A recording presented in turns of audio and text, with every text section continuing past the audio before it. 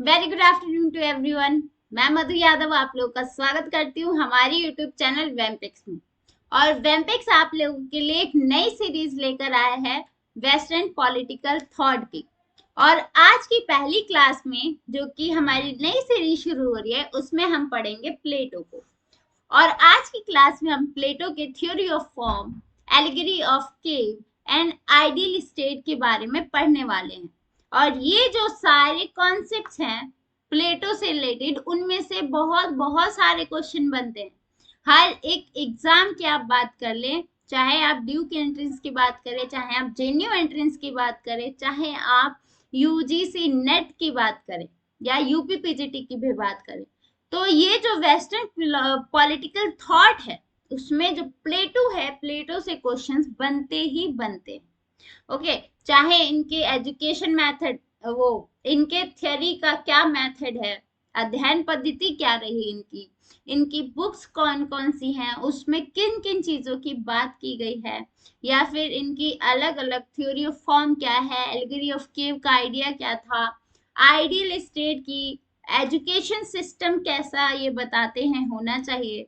तो उन सभी जगहों से क्वेश्चन निकल कर आते हैं।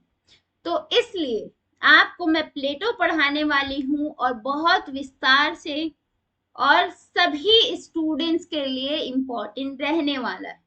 अगर आप यूपीएससी की भी तैयारी कर रहे हैं तो आपके लिए ये क्लास बहुत बहुत इम्पोर्टेंट रहने वाली है। ओके, एक एक कॉन्सेप्ट को मैं आप लोगों के लिए इतना इजी वे में कर दूंगी कि आप लोगों को एक कठिन जो मुश्किल थियरीज लगती हैं प्लेटो की, जैसे आइडिया ऑफ फॉर्म और एलिगरी एलिगरी, तो वो भी बहुत अच्छे से समझ आ जाएगा। ओके, तो इसलिए क्लास में लास्ट तक जुड़े रहिए और क्लास को शेयर कर दीजिए अपने स्टडी ग्रुप्स एंड फ्रेंड्स के साथ, ताकि वो भी देख पाए हमारी क्लास को। ओके, तो चलिए शुरू करते हैं आज की क्लास। और ऐसे ही हमारी शुरू होगी पूरी सीरीज, जिसमें हम प्लेटो पढ़ेंगे, हॉब्स पढ़ेंगे, लॉक, रूसो, मैकियावेली, और उसके बाद कई सारे जो वेस्टर्न थिंकर हैं उन सबको पढ़ने वाले।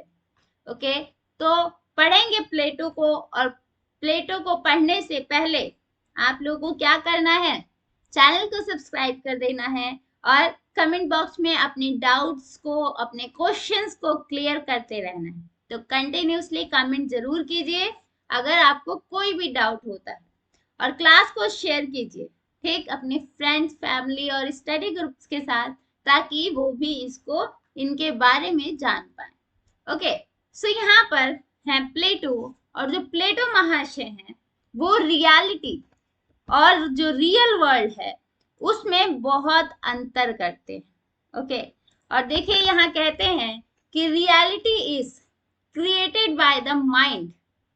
ओके, जो रियलिटी है वो माइंड में क्रिएट होती है, और जो माइंड में क्रिएट हो गई वही चीज रियल है। ओके, और नेक्स्ट वो बोलते हैं we can change our reality by changing our mind. तो हम जो सोचते हैं उस सोच को बदलकर हम अपनी रियलिटी, वास्तविक दुनिया को भी बदल सकते हैं। तो अगर आप अच्छा सोचते हैं तो आपके साथ अच्छा होगा, अगर बुरा सोचते हैं तो आपकी जो रियलिटी है वो भी बुरी रहेगी। इसलिए अगर आपको अपनी रियलिटी चेंज करना है तो पहले आपको अपने माइंड के थॉट को चेंज करना पड़ेगा। ओके, सो चैनल को लाइक, सब्सक्राइब एंड शेयर जरूर करना है। तो अब शुरू करते हैं प्लेटो के बारे में। ओके, यानी प्लेटो की कोई भी थ्योरी करने से पहले हमें ये समझ लेना चाहिए कि प्लेटो कौन है और उन्होंने इस तरह की थ्योरी कैसे दे दी। ये जो बातें करके गए कि भाई आइडियल स्टेट ऐसा होना चाहिए और एजुकेशन सिस्टम कैसा होना चाहिए, तो ये जो अलग अलग तरीके की वो इस राज्य के बारे में बताते हैं, स्टेट के बारे में बताते हैं और एजुकेशन के बारे में बताते हैं, तो वो इतनी कल्पना कैसे कर पाते हैं। तो जो प्लेटो है, नॉर्मली ये प्राचीन यूनानी दार्शनिक, ठीक, प्राचीन यूनानी दार्शनिक है, और इनको प्राचीन यूनानी दार्शनिक दर्शन का पिता भी कहा जाता है। ओके, अगर फादर ऑफ पॉलिटिकल साइंस आता है तो आपका आंसर होगा एरिस्टोटल, ठीक, अरस्तु होगा। और अगर वेस्टर्न पॉलिटिकल थॉट का फादर पूछा जाता है तो उसका होगा प्लेटो। तो प्राचीन यूनानी दार्शनिक, राजनीतिक दार्शनिक का फादर है प्लेटो, और प्लेटो का जन्म आपका हुआ 428 ईसा पूर्व एथेंस में। कहां पर हुआ? एथेंस में हुआ। ओके, तो प्लेटो का जो ओरिजिनल नेम है, प्लेटो वैसे देखने में क्या था, ये देखिए, इसका जो बॉडी है वो काफी पावरफुल था, उसका शरीर एकदम हट्टा कट्टा चौड़ा, ठीक, बड़े बड़े बाजू थे, ठीक। तो इस वजह से, उनकी शारीरिक बनावट की वजह से इनको अफलातून भी कहा जाता था। क्या कहा गया? अफलातून कहा गया।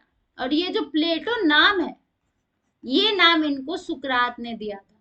किसने? सोक्रेट्स ने दिया था, इनके शारीरिक बनावट के कारण, ठीक, क्योंकि ये काफी विशालकाय थे, काफी शरीर में काफी मजबूत थे, ठीक, देखने में बड़े हट्टे कट्टे चौड़े और लंबे लगते थे, ठीक। तो ऐसे इंसान को प्लेटो कहा जाता है और सुकरात ने इनको प्लेटो कहा, ठीक। और इनका ओरिजिनल नाम भी है, क्या है वो बहुत कम जानते हैं स्टूडेंट्स, और ये एग्जाम में पूछ लिया जाता है। तो इनका ओरिजिनल नाम है एरिस्टोक्रेट, ठीक, यहाँ पे लिख देती हूँ एरिस्टोक्लिस,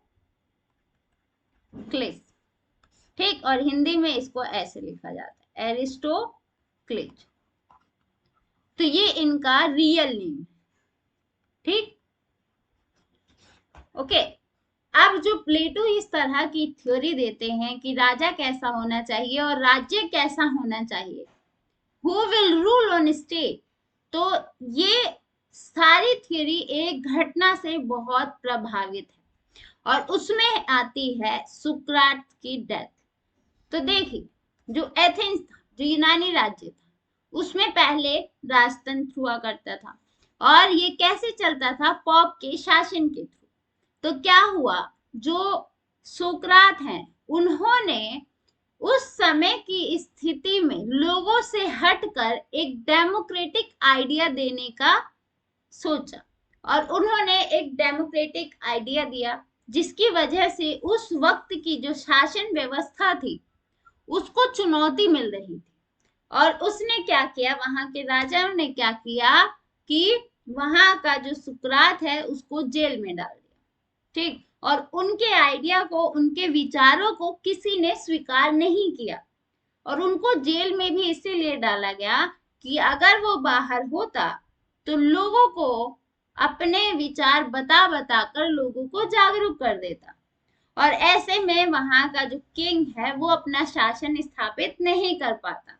तो इसलिए उसको जेल में डाल दिया जाता है, ठीक, और जेल में डालने के बाद उसको विष पीने का आदेश दिया जाता है।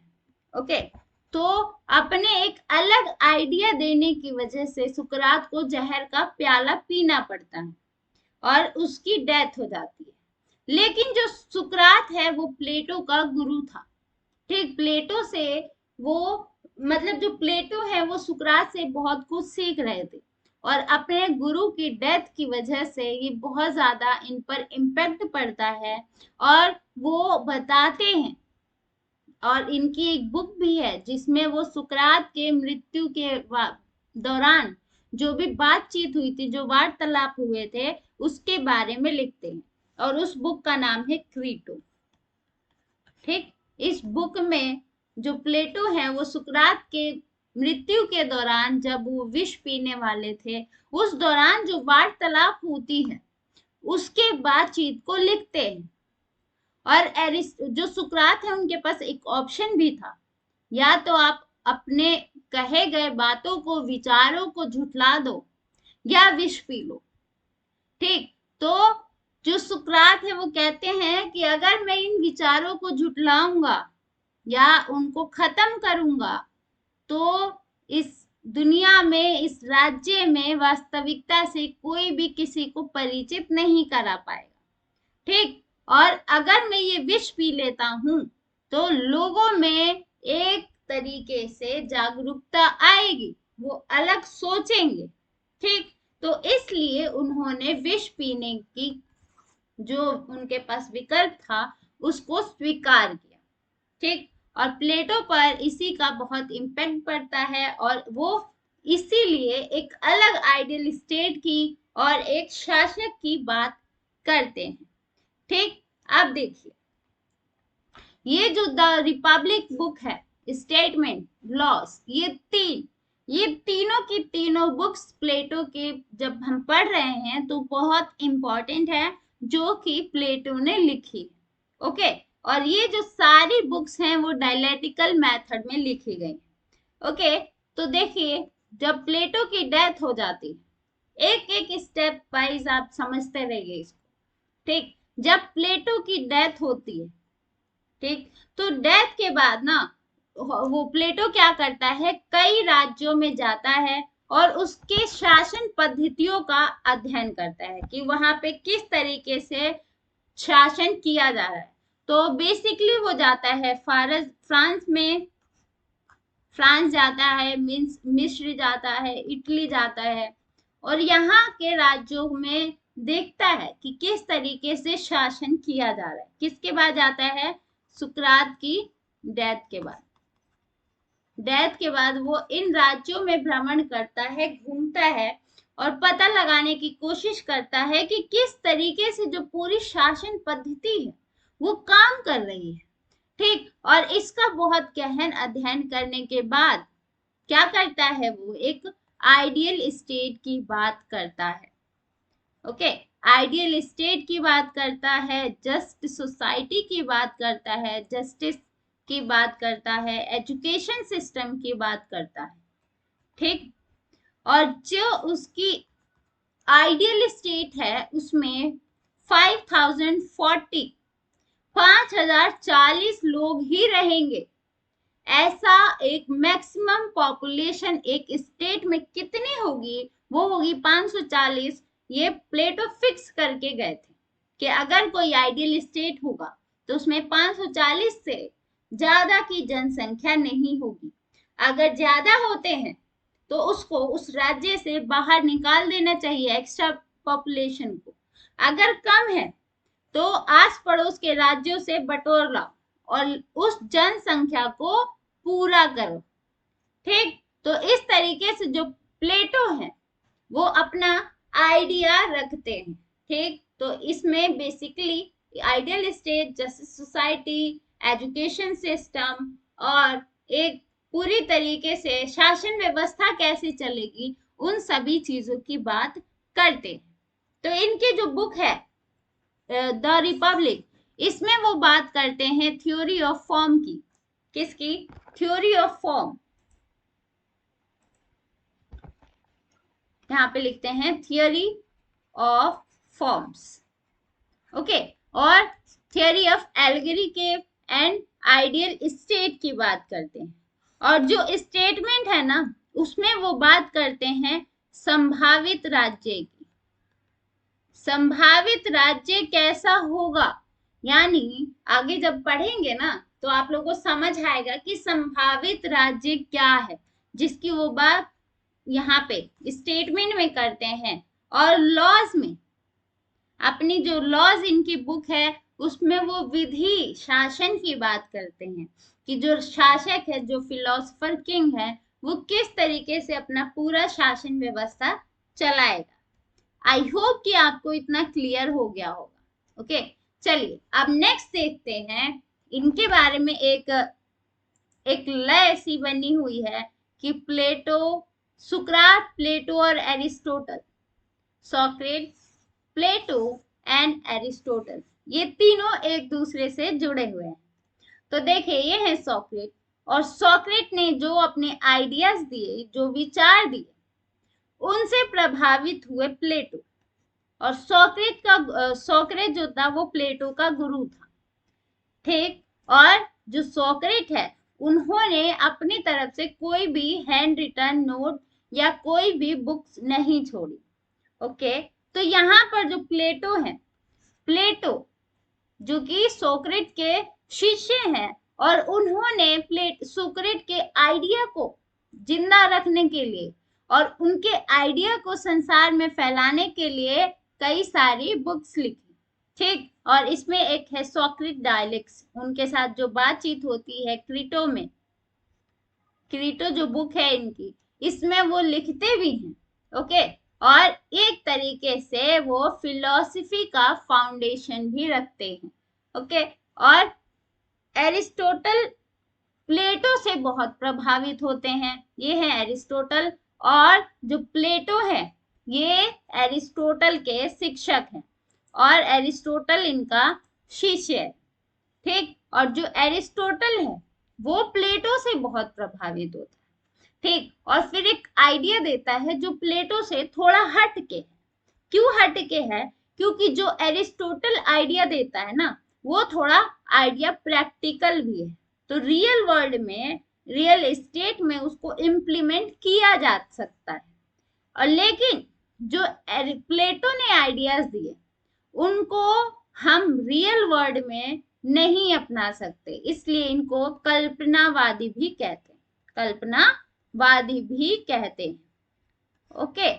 यूटोपियन भी है ये, क्योंकि इनके जो आइडियाज है वो बहुत हार्ड है, उनको रियल वर्ल्ड में आज के समय में तो नहीं अप्लाई किया जा सकता, ओके। अब जो एरिस्टोटल है इनका भी एक शिष्य है, वो है ग्रेट अलेक्जेंडर। तो अलेक्जेंडर ने इनसे सीख लेकर अपनी पूरे शासन व्यवस्था को चलाया था। तो इस तरीके से एक लहर है, पहले सुकरात है, सुकरात के शिष्य प्लेटो हैं और प्लेटो के शिष्य एरिस्टोटल हैं और एरिस्टोटल के शिष्य अलेक्जेंडर है, ओके। सो अब बात करते हैं, ये ना बेसिक चीजें हैं, ये आपको पता होना चाहिए कि ये चीजें किस तरीके से चली हैं, तभी आपको आगे की थियरीज कॉन्सेप्ट्स वगैरह समझ आएंगे। तो आप देख लेते हैं कि जो प्लेटो का मेथड है स्टडी का, कि उन्होंने जो स्टडी करी अपने पूरे थियरीज की या फिर उस समय के स्टेट्स की, तो वो किस तरीके से करी, ओके। तो according to Plato, idea is the basic element of the whole universe, okay. तो ये कहते हैं कि जो आइडिया है, विचार है, विचार ही यूनिवर्स का, पूरे यूनिवर्स का बेस है, ठीक। यानी कोई भी काम करने के लिए आपका जो आइडिया है वो एकदम क्रिस्टल क्लियर होना चाहिए, ओके। और ये क्या होना चाहिए? नेक होना चाहिए, आपका आइडिया नेक होना चाहिए। And the material world is only a shadow of thought, okay. अब ये जो पूरा कथन है, जो स्टेटमेंट है, वो आप आगे समझेंगे थ्योरी ऑफ फॉर्म्स में, कि जो विचार है वही रियल है, और जो विचार बनने के बाद जब हम कोई चीज क्रिएट करते हैं, जैसे कि यहाँ पर एक एग्जांपल लीजिए, मेरा थॉट है कि एप्पल ऐसे बनता है, ठीक। मेरा ये थॉट है, मैंने ये सोचा है कि एक एप्पल एक टेबल पे रखा हुआ है और वो रेड कलर का है, ओके। लेकिन अब मैं रियल में क्या करूंगी, रियल में एक एप्पल लूंगी और एक टेबल रखूंगी और टेबल पे एक प्लेट रखूंगी, देन उसके अंदर सेब रखूंगी। तो प्लेटो कहता है कि जो आपने अपने आइडिया में सोचा था कि एप्पल टेबल पे रहेगा और वो एक प्लेट के अंदर किस तरीके से रखा होगा, वो शेप एकदम चेंज हो जाता है, ठीक। आप एकदम उस तरह से नहीं रख पाओगे जैसा कि आपने सोचा था, ठीक। आई होप कि इतना आपको क्लियर हुआ होगा, और इसको अच्छे से क्लियर करने के लिए आगे देखेंगे, ओके। तो इनका जो स्टडी मेथड था वो था एनालिटिकल, क्या था? विश्लेषणात्मक था, विश्लेषणात्मक था और निगमनात्मक पद्धति थी इसमें। ये दो वर्ड आप याद रखिए, निगमनात्मक और विश्लेषणात्मक। Analytical method and deductive method से उन्होंने अपना पूरा स्टडी किया था, ओके। इसके अलावा इन्होंने हिस्टोरिकल मेथड भी अपनाया, हिस्टोरिकल मेथड, ओके। तो कौन कौन सी है? Analytical method, historical method and deductive method. तो इन सभी चीजों को यूज करके उन्होंने अपनी idea of cave and ideal state and ideal philosopher king के बारे में बताया। ओके, तो यहाँ पर ना एरिस्टोटल क्या करते हैं, वो कहते हैं कि जो मैं सोच रहा हूं वो सुकरात की देन है। अब इसी तरह के आइडिया को जिंदा रखने के लिए, इसी तरह के आइडिया को जिंदा रखने के लिए उन्होंने अपनी एक एकेडमी बनाई। ठीक, अपनी एक उन्होंने एकेडमी बनाई और इसकी स्थापना 386 ईसा पूर्व की गई। ठीक, और इन्होंने अपने एकेडमी का मस्तिष्क एरिस्टोटल को कहा था। ओके, अरस्तु को अपने एकेडमी का मस्तिष्क कहा था प्लेटो ने। ठीक, इसीलिए क्योंकि अरस्तु ने इनकी इसी एकेडमी में पढ़ाई करी थी, शिक्षा दीक्षा ली प्लेटो से, इसलिए, और वो काफी होशियार था उनके एकेडमी का स्टूडेंट। ओके, इसके अलावा अगर एरिस्टोटल के एकेडमी में किसी को भी एडमिशन लेना होता था तो उसके पास मैथ्स की नॉलेज होनी बहुत इंपॉर्टेंट थी। ठीक, जिसके पास गणित का ज्ञान है या फिर मैथ्स आता है वही उस एकेडमी में एडमिशन ले सकता था। ठीक, इसके अलावा जो सुकरात का एक कथन था, वर्चू, सद्गुण ही ज्ञान है, सद्गुण ही ज्ञान है, इसी चीज को उन्होंने आगे बढ़ाया था। तो सद्गुण, यहाँ पे जिस वर्चू की बात की, सद्गुण मीन्स वर्चू। ओके, जो ये वर्चू है ना वो दो तरीके से हो सकती है, एक है ओपिनियन, एक है राय। Opinion and knowledge, opinion and knowledge. तो यहाँ पर जो प्लेटो है वो कहता है कि ज्ञान जो है, मतलब दो तरीके से ये ओपिनियन एंड नॉलेज में ना डिफरेंशिएट करते हैं और कहते हैं कि जो सद्गुण, जो नॉलेज है वही सद्गुण है। ठीक, यानी जो नॉलेज है वो स्थिर होती है। ठीक, यानी जो स्थिरता है वही सद्गुण है, जो आपके माइंड में चल रहा है वही रियल है और वही नॉलेज है, वही आपका वर्चू है। ठीक, समझ आया? अब बात करते हैं origin of the state. Okay, तो देखिए बेसिक वे में अगर हम बात करें तो ओरिजिन, किस तरीके से राज्य का ओरिजिन होता है, तो इस संबंध में 4 थियरीज हैं। Okay, the force theory, the evolutionary theory and divine rights theory and social contract theory. जो फोर्स थ्योरी है ये बात करती है किस चीज की, जिसमें इस थ्योरी के अकॉर्डिंग राज्य का जन्म ऐसे कंडीशन में हुआ जहां पर एक व्यक्ति बहुत शक्तिशाली होता है और वो मारपीट करके या फिर दूसरों पर अपना दबदबा करके या कब्जा करके लोगों पर कंट्रोल कर लेता है। ओके, और उस पर शासन करने की कोशिश करता है, शासन करने लगता है। तो इस तरीके से एक राज्य का जन्म होता है। ठीक, ये द फोर्स थियरी के अकॉर्डिंग। दूसरा है इवोल्यूशनरी थियरी। ओके, तो इस थियरी के अकॉर्डिंग राज्य का जन्म विकास के कारण हुआ है। ह्यूमन ने जब जैसे जैसे रहना सीखा, उसकी आवश्यकताएं बढ़ी, तो उनकी आवश्यकताओं के बढ़ने के साथ, ह्यूमन के डेवलपमेंट के साथ एंड ह्यूमन रिलेशंस बिल्ड होने के साथ साथ इनको क्या हुआ, एक राज्य की जरूरत पड़ी जो उनकी सुरक्षा और देखरेख कर सकता है। ठीक, तो उन लोगों ने मिलकर एक राज्य की स्थापना करी, तो ये इवोल्यूशनरी थ्योरी कहती है। उसके अलावा divine rights theory, divine rights theory के अकॉर्डिंग जो स्टेट है वो एक दैवीय जन्म है, यानी उसका ईश्वर की देन है स्टेट, और उस स्टेट के अंग, उस स्टेट के कार्य और इस स्टेट में जो भी शासन कर रहा है वो गॉड है। ठीक, तो जो राज्य है वो गॉड ने बनाया है, वो ह्यूमन द्वारा नहीं बनाया गया, according to divine rights theory. Fourth है social contract theory. Social contract theory कहती है कि जो ह्यूमन है ह्यूमन ने अपने लाइफ को इजी करने के लिए और अपने को प्रोटेक्ट करने के लिए आपस में एक समझौता किया, और उस समझौते से ही राज्य का ओरिजिन होता है। ठीक, अब बात करते हैं origin of the state by Plato. Plato क्या कहता है? प्लेटो कहता है कि जो राज्य है ना, उसको किसी ने नहीं बनाया, वो प्रकृति की देन है, वो एक natural institution, okay, natural institution है और विकास का परिणाम है। ओके, जो हमने इवोल्यूशनरी थ्योरी पढ़ी वही बात करता है प्लेटो। वो कहता है जो स्टेट है वो डेवलपमेंट की देन है, वो एक नेचुरल इंस्टीट्यूशन। ओके, और जो प्लेटो का स्टेट का आइडिया होता है और जो उसका आइडियल स्टेट होगा, उसमें वो विवेकशील अधिनायकवादी राज्य की बात करता है। यानी मान लीजिए ये प्लेटो का आइडियल स्टेट है।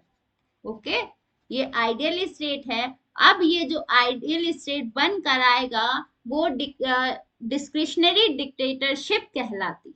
ओके, तो ये अगर क्वेश्चन पूछता है कि प्लेटो ने किस तरीके की शासन व्यवस्था की बात करी, किस प्रणाली की बात करी, तो वो है डिस्क्रिशनरी डिक्टेटरशिप।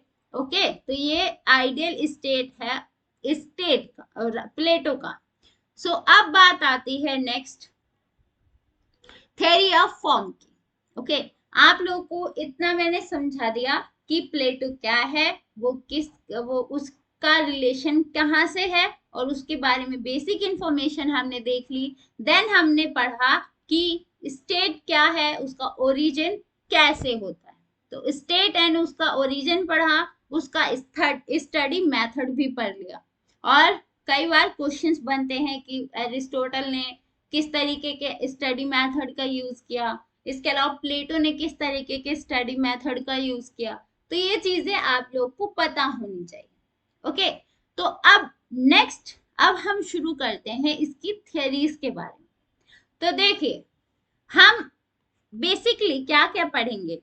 बेसिकली हम आइडियल स्टेट के बारे में जानेंगे। ओके, आइडियल स्टेट, किस तरह के स्टेट की बात करता है प्लेटो। अब जो प्लेटो का आइडियल स्टेट है ना, उसको पढ़ने के लिए सबसे पहले हमें थ्योरी ऑफ फॉर्म को समझना बहुत जरूरी है। ओके, क्योंकि जो इसका आइडियल स्टेट है वो इसी बेस पर आधारित है कि थ्योरी ऑफ फॉर्म से आप क्या समझ रहे हैं। ओके, तो देखिए जो थ्योरी ऑफ फॉर्म है, तो प्लेटो कहता है कि जो विचार है, ठीक, ये जो वर्ल्ड है उसमें जो ह्यूमन का एक थॉट है ना, वो दो तरीके से होता है। तो वो टू फॉर्म्स की बात करते हैं। एक है विचारों की दुनिया, ये जो दुनिया है पूरी दो तरीके से है। एक है विचारों की दुनिया और दूसरी है भौतिक और वास्तविक दुनिया। ठीक, इसको बहुत ध्यान से सुनिए। क्या है वो कह रहे हैं, दो तरीके के स्वरूप हैं, फॉर्म्स हैं। क्या है, एक तो है विचारों की दुनिया जो कि ह्यूमन के माइंड में चलता है, और दूसरा है भौतिक और वास्तविक, physical and real world. Okay, और ये जो रियल वर्ल्ड है वो हमारे आंखों के सामने जो दिखाई दे रहा है वो है। ओके, अब इसी को बहुत इंटरेस्टिंग वे में समझाता है। इसको देखिए, जो रियल वर्ल्ड है ना, जो रियल वर्ल्ड हमें दिखाई दे रहा है वो एक्चुअल में रियल होता ही नहीं है, अकॉर्डिंग टू प्लेटो।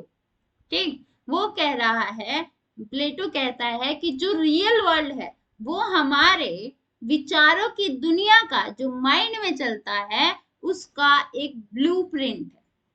ओके, तो यहाँ पर इस पिक्चर के वजह से आप समझ सकते हैं, पिक्चर के द्वारा, कि जो आइडियल कैट है, मान लीजिए कि हमने अपने दिमाग में एक कैट बनाने की सोची। ओके, तो हमारी जो मस्तिष्क है, हमारी जो माइंड है, उसमें जो कैट हमने बनाने की सोची है वो कुछ इस तरह से दिखाई देती है। लेकिन जब हम उसको एक पेपर पे बनाने की कोशिश करते हैं, जैसा कि हमारे माइंड में था, तो वो कुछ इस तरीके से बनकर निकलती है, ठीक।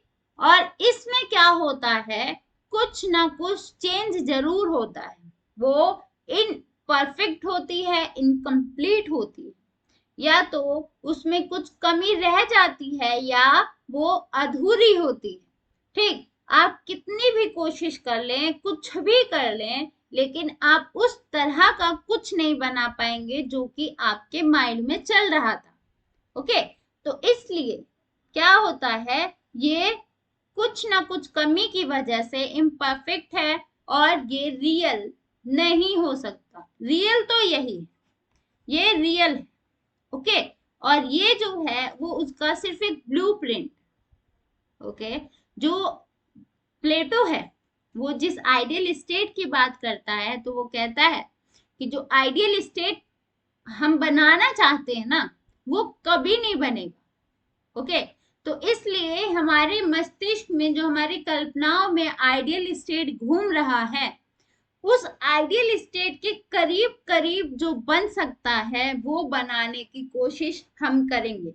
और इसी की बात वो स्टेटमेंट इनकी जो बुक है उसमें करते हैं कि जो हमारा आइडियल स्टेट है उसका करीब करीब का जो ब्लूप्रिंट हम निकाल सकते हैं, वही स्टेट बनाने की कोशिश करेंगे, ओके।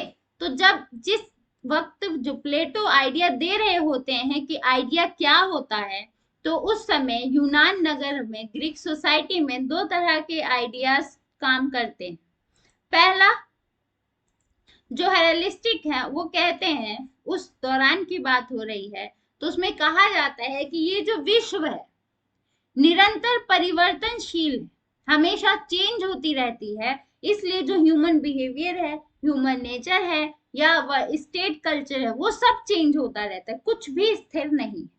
उसके अलावा पैरामिंडिस आते हैं और वो क्या कहते हैं कि सत्य सदैव स्थायी होता है और अपरिवर्तनशील होता है। तो ये कह रहे हैं truth is always permanent and unchanging.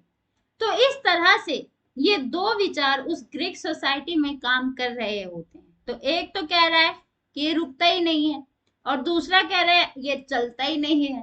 तो एक निरंतर परिवर्तनशील बताता है और एक अपरिवर्तनशील बताता है, अनचेंजिंग। तो प्लेटो जब आते हैं, प्लेटो इन दोनों आइडियाज को मिला देते हैं, ओके। प्लेटो इन दोनों आइडियाज को मिलाते हैं और कहते हैं कि हाँ भाई, ये जो पूरा वर्ल्ड है वो निरंतर परिवर्तनशील है, ये चेंजेबल है, ये चेंज होता रहता है, कभी बारिश होती है, कभी सर्दी होती है, कभी पतझड़ का मौसम आता है। तो यस, दिस इज चेंजेबल। लेकिन एक और दुनिया है जो कि हमेशा स्थिर रहती है, वो कभी चेंज नहीं हो सकते। तो वही है विचारों की दुनिया, ठीक। तो हमें, प्लेटो कहता है कि हमें ना उस विचारों की दुनिया तक पहुंचने की जरूरत है, ओके। तो हमें जो एक्चुअल रियल वर्ल्ड है, ये जो रियल वर्ल्ड है, और ये जो ब्लूप्रिंट है, ब्लूप्रिंट वर्ल्ड, तो यहां से निकलकर हमें रियल वर्ल्ड में पहुंचने की जरूरत है, तभी नॉलेज निकल कर आएगा और लोग अपने सद्गुण के साथ जी पाएंगे, ओके। तो अब हम थ्योरी ऑफ फॉर्म को और इजी वे में समझते हैं कि कैसे एक जो ह्यूमन है उसको अपने विजिबल वर्ल्ड और इंटेलिजिबल वर्ल्ड में अंतर करना, ओके। सो कहते हैं प्लेटो कि यस, जो हम वर्ल्ड देख रहे हैं वो हमारा एक विजिबल वर्ल्ड है, ओके। और इस वर्ल्ड के अलावा विपरीत एक और दुनिया है जो अदृश्य है, वो दिखाई नहीं देती है, उसको हम फील नहीं कर सकते, टच नहीं कर सकते, ओके। उसको हम देख भी नहीं सकते हैं, इसलिए वो परफेक्ट है, वो कभी चेंज नहीं होती है, और उसमें क्या है कि वो हमेशा सही होता है, इंटेलिजिबल, ओके। तो कहता है, ये दो वर्ड की बात कर रहा है, ठीक। और इसको कहता है ये परफेक्ट है, वो एकदम परफेक्ट है, और ये इम्परफेक्ट है, ओके। तो हमें क्या करना है, इस इंटेलिजिबल वर्ल्ड तक पहुंचना है, तो अब कैसे पहुंचेंगे? तो वो कहता है कि देखिए ये कह रहा है ना कि ये कंसेंट होता है, एब्सोल्यूट होता है, ओके, इसमें कोई चेंज नहीं होता, ये स्थिर होता है और ये सबसे अच्छा है, परफेक्ट, ओके। और ये जो विजिबल वर्ल्ड है वो चेंजेबल है और इसके अलग अलग वेरिएशंस हैं, ये हमेशा चेंज होता रहता है, ओके। अब इसके अलावा जो इंटेलिजिबल वर्ड है ना, उसी की इनकम्प्लीट वर्जन है विजिबल वर्ड। इसी की एक कॉपी होती है और वो कॉपी मतलब एक नकल है, ब्लूप्रिंट है, और वो कभी भी इस वर्ल्ड जो कि हमने सोचा है इंटेलिजिबल वर्ल्ड उसकी तरह नहीं हो सकती, उसमें कुछ ना कुछ कमी होगी। तो वो विजिबल है, वो दिखाई दे रही है और हम उसी को सच मान लेते हैं, ठीक। लेकिन सच तो यहाँ छुपा हुआ है, ओके। इसमें जो विजिबल वर्ल्ड है ना उसमें से वही चीजें हैं जो हमें दिखाया जाता है, ओके। तो वो सच नहीं है, जो सच है वो दिख नहीं रहा है, ठीक। तो विजिबल वर्ल्ड को हमें समझने की जरूरत है, ओके। और हम इंटेलिजिबल वर्ल्ड तक तभी पहुंचेंगे जब हमारे पास नॉलेज होगी, जब हम इंटेलिजिबल वर्ल्ड के बारे में समझेंगे, जानेंगे उसको, ओके। तो इसके लिए क्या करना पड़ेगा? इसके लिए प्लेटो एजुकेशन सिस्टम बताते हैं और इस एजुकेशन सिस्टम को समझकर और इस एजुकेशन सिस्टम को प्राप्त करके हम इंटेलिजिबल वर्ल्ड तक पहुंच पाएंगे, ओके। और हम जो विजिबल वर्ल्ड की एक मायावी दुनिया है उससे बाहर निकल पाएंगे। तो ये है थ्योरी ऑफ फॉर्म्स। अब आती है बात थ्योरी ऑफ फॉर्म्स को और अच्छे से समझने के लिए आप लोग को थ्योरी ऑफ एलिगरी को समझना पड़ेगा, ओके। थ्योरी ऑफ एलिगरी, ठीक, गुफा का सिद्धांत वो बताते हैं और इसके द्वारा वो बताते हैं कि किस तरीके से जो ह्यूमन सोसाइटी है पूरी वो एक केव में बंद है, ठीक। और हमें उस केव के अंदर जो दिखाया जाता है वही सच हम मान लेते हैं, ओके। ये थ्योरी ऑफ एलिगरी में प्लेटो बहुत अच्छे से एक्सप्लेन करते हैं। तो देखिए यहाँ पर कुछ लोग बैठे हुए हैं, इस पिक्चर से आप लोगों को बहुत सारी चीजें क्लियर हो जाएगी, ओके।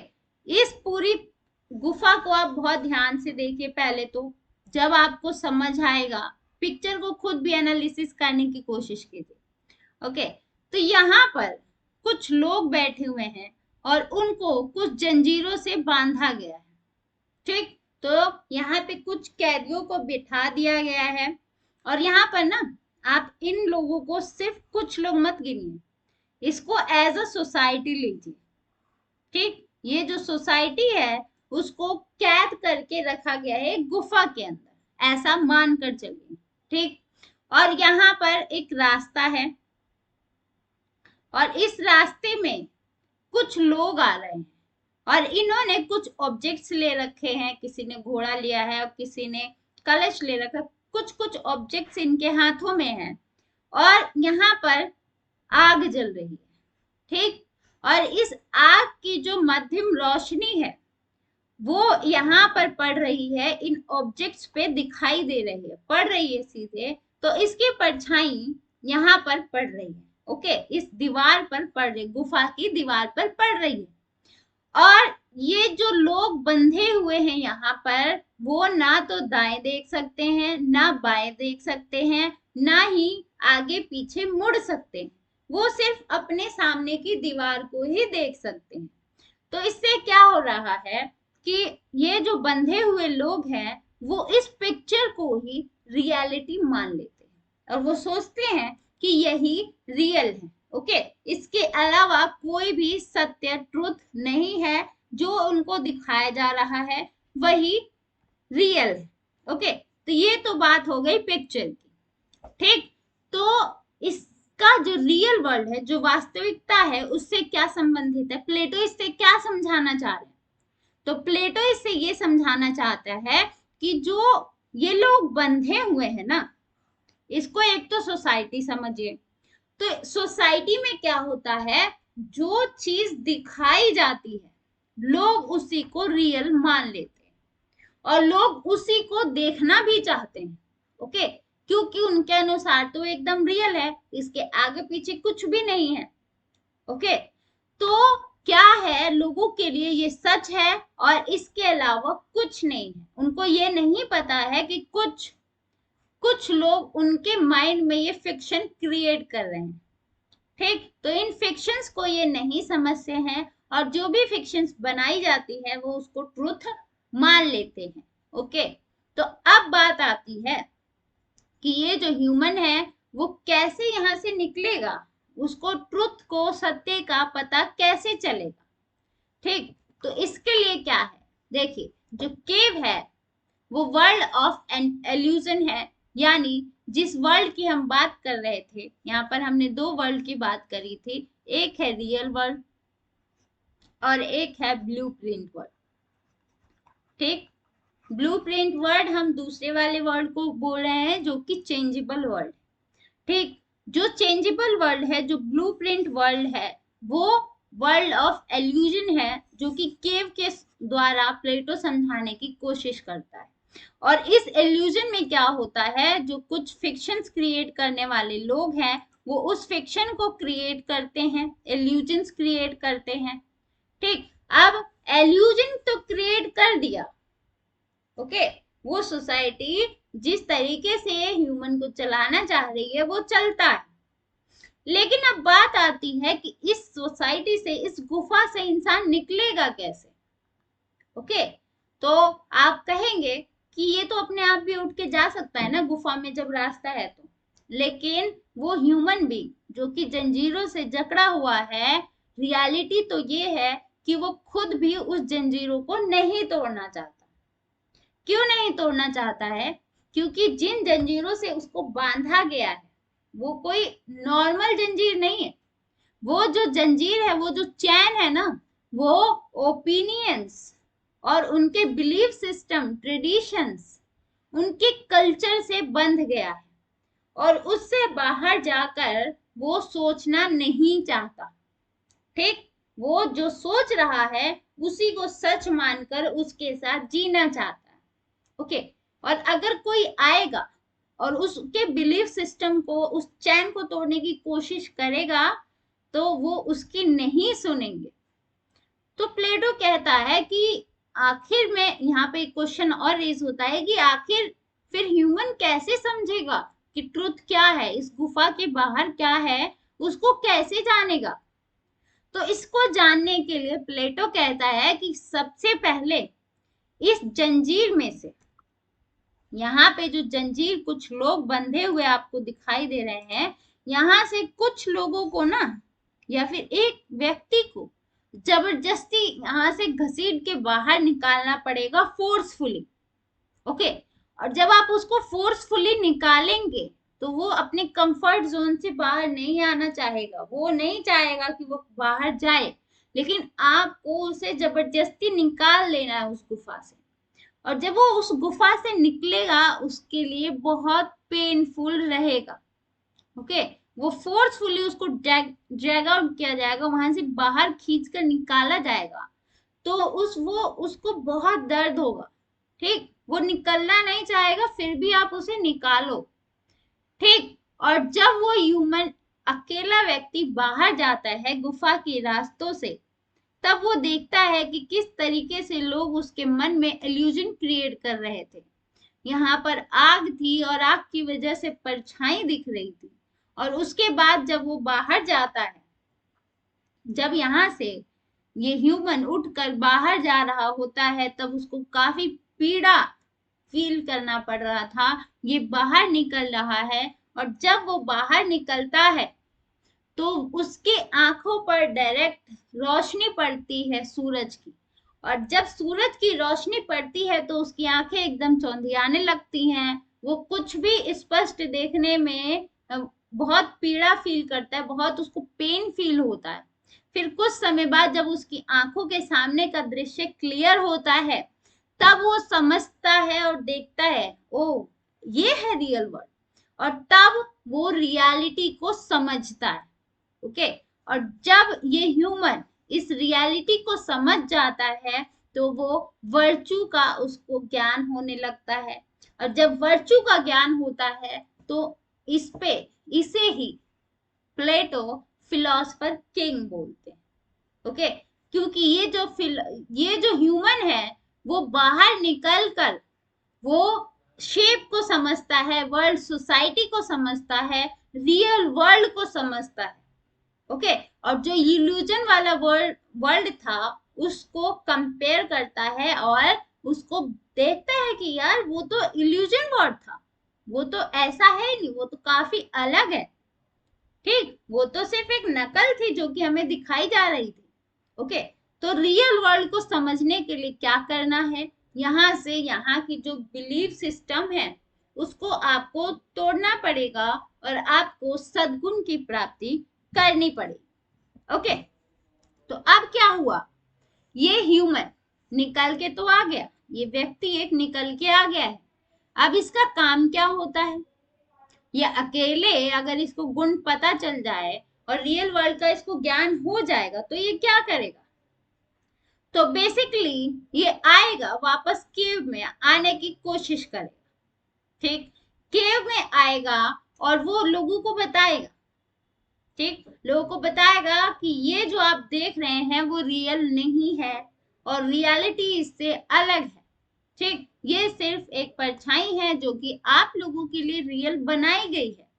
ओके, आप लोगों के मस्तिष्क में ये क्रिएट किया गया है कि यही सच है। ठीक, लेकिन वास्तविकता तो कुछ और है। ओके, लेकिन अब यहाँ के जो लोग हैं ना, जो ये लोग हैं, बाकी जो लोग हैं वो इस फिलोसफर किंग की बातों को नहीं मानेंगे। ओके, वो कहेंगे नहीं, हम नहीं सुनने वाले।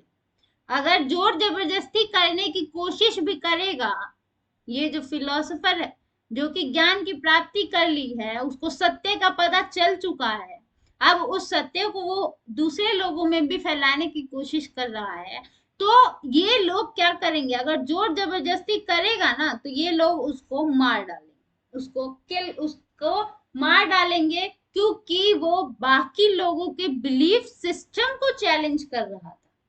ओके, और उस बिलीफ सिस्टम जो कि उनको कंफर्ट जोन में रख रही थी, उससे वो लोग बाहर नहीं आना चाहते। ओके, इसलिए उस फिलोसफर किंग की हत्या कर दी जाएगी। और ऐसा रियल वर्ल्ड में भी हुआ जो कि प्लेटो ने देखा था, क्योंकि जब सुकरात बता रहे थे, डेमोक्रेसी के बारे में बोल रहे थे, तो वहां के लोगों ने उनको फांसी की सजा दी, उनको जहर का प्याला पिला दिया, तो उनकी डेथ का उनको सामना करना पड़ा। तो ये जो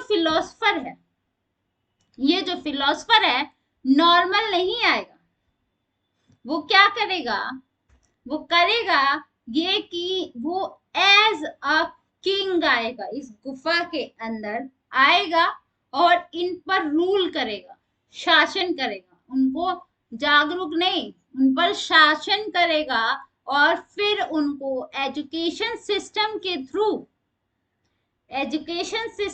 थ्रू उनको रियलिटी से, जो रियल वर्ल्ड है उनसे परिचित कराएगा और उनको एज एक इंटेलिजिबल वर्ल्ड से वाकिफ कराएगा। ओके, और एक आइडियल स्टेट को क्रिएट करेगा। ओके, तब लोग भी क्लियर ऑब्जेक्ट को देख पाएंगे और वो फर्क कर पाएंगे कि ये जो वर्ल्ड है और उनकी जो रियल दुनिया जिसे समझ रहे थे वास्तव में एक ब्लूप्रिंट थी। ओके, तो उस ब्लूप्रिंट से वो बाहर निकल कर आएंगे और रियलिटी को वो समझ पाएंगे। ओके, सो इस तरीके से फिलोसफर किंग भी बनेगा और जिसको इस ज्ञान की प्राप्ति होगी, जिसको रियल वर्ल्ड का पता चलेगा और जो तर्क बुद्धि की क्षमता रखेगा, उसको फिलोसफर किंग की श्रेणी में रखा जाएगा। तो ये था पूरा उनका थ्योरी ऑफ एलिगरी केव। ठीक, तो एलिगरी केव का आइडिया प्लेटो इस तरह से देते हैं। ओके, नेक्स्ट अब हम देखते हैं आइडियल स्टेट। तो अगर आप आइडियल स्टेट की बात करें तो प्लेटो ने जो उनकी बुक है द रिपब्लिक, उसमें आइडियल स्टेट की बात कही है। ओके, और प्लेटो कहता है कि जो स्टेट है ना, तो स्टेट व्यक्ति का ही बृहद रूप है। The state is individual writ large. Okay, तो व्यक्ति का एक बड़ा रूप प्लेटो राज्य को बताते हैं, और व्यक्ति और राज्य में कोई भी अंतर नहीं करते। क्यों? क्योंकि वो कह रहे हैं ना कि जो राज्य है वो व्यक्ति की का ही बड़ा रूप है। कई लोगों ने मिलकर राज्य को बनाया है और ये नेचुरली आया है। ओके, और राज्य समाज में वो कोई भी अंतर नहीं करते हैं, और स्टेट को एक ऑर्गेनिक स्टेट भी बोलते हैं। तो इतना समझ आ गया। देखिए अब क्या है, प्लेटो के आइडियल स्टेट में, प्लेटो के आइडियल स्टेट में वो कहते हैं कि जो पूरा स्टेट है ना वो 3 वर्गों में विभाजित होगा। दार्शनिक वर्ग, दार्शनिक वर्ग, फिर सैनिक वर्ग, ठीक, सैनिक वर्ग, और उत्पादक वर्ग। ये नहीं है, ये थर्ड है, उत्पादक वर्ग। ठीक, अब इन तीनों वर्गों में ना एक सामंजस्य होगा, एक सहयोग होगा। जो दार्शनिक वर्ग है वो इन लोगों के सुरक्षा के लिए काम करेगा और उनको मार्गदर्शन देगा। ठीक, और जो सैनिक वर्ग है वो दार्शनिक वर्ग के आदेश के अनुसार काम करेगा, और इसमें ताकत होती है, इसलिए वो स्टेट की सुरक्षा का काम करेगा। ओके, और जो उत्पादक वर्ग होता है वो उत्पादक वर्ग इन दोनों वर्गों के लिए उत्पादन का काम करेगा, उनके खाने पीने का, उनके आवश्यकताओं का ध्यान रखेगा। ओके, और जब ये तीनों वर्ग सहयोग से काम करेंगे और एक दूसरे में कोई हस्तक्षेप नहीं करेंगे, तब एक राज्य जो बनेगा वो प्लेटो का आइडियल स्टेट होगा। अब क्या होगा, जो प्लेटो है वो कहता है कि जो आइडियल स्टेट मेरा है वो कभी भी रियल नहीं हो सकता, लेकिन हम उस आइडियल स्टेट के करीब करीब पहुंचने की कोशिश करेंगे। ओके, तो वही उनका आइडियल स्टेट होगा, और इसके बाद वो स्टेटमेंट जो इनकी बुक है स्टेटमेंट में वो बात करते हैं। ओके, नेक्स्ट यहाँ पर प्लेटो क्या करते हैं, सोसाइटी में 3 सोल्स की बात करते हैं। ओके, तो ये जो सोल्स हैं, ये जो कहते हैं 3 वर्ग होंगी क्लास में, इन तीनों वर्गों की आत्माएं अलग अलग हैं, और इनमें बेसिकली क्या है, देखिए जो रैशनल है वो दार्शनिक वर्ग है, क्योंकि जो दार्शनिक वर्ग है, यहाँ पर दार्शनिक वर्ग लिखते हैं हम, यहाँ पर फिलोसोफर। ठीक, जो फिलोसफर 3 सोसाइटी थी ना, दार्शनिक यानी फिलोसफर क्लास, सोल्जर यानी सैनिक वर्ग, और वर्कर्स यानी उत्पादक वर्ग, इन तीनों का वो डिवीजन कर देते हैं। अब जो प्लेटो है वो कहता है कि जो पूरी सोसाइटी में ह्यूमन बीइंग है, उन सभी ह्यूमंस में ये 3 तरह के गुण होते हैं। कौन कौन से? विजडम होता है, करेज होता है, और टेम्परेंस होता है। ओके, लेकिन तीनों में ये तीनों गुण तो होते हैं, लेकिन इन तीनों में किसी एक गुण की विशेषता, मात्रा एक ह्यूमन बीइंग में ज्यादा होती है। ओके, एक ह्यूमन बीइंग में इन तीनों गुणों में से किसी भी एक गुण की मात्रा ज्यादा होती है। ओके, इसको अच्छे से समझिए। ठीक, तो फिलोसफर किंग जो होता है उसमें विजडम की जो पावर है वो सबसे ज्यादा होती है। ओके, और जो सोल्जर है, सोल्जर क्लास है, उसमें करेज, क्षमता, ताकत की ज्यादा बहुत होती है, और उसमें एंगर भी होता है।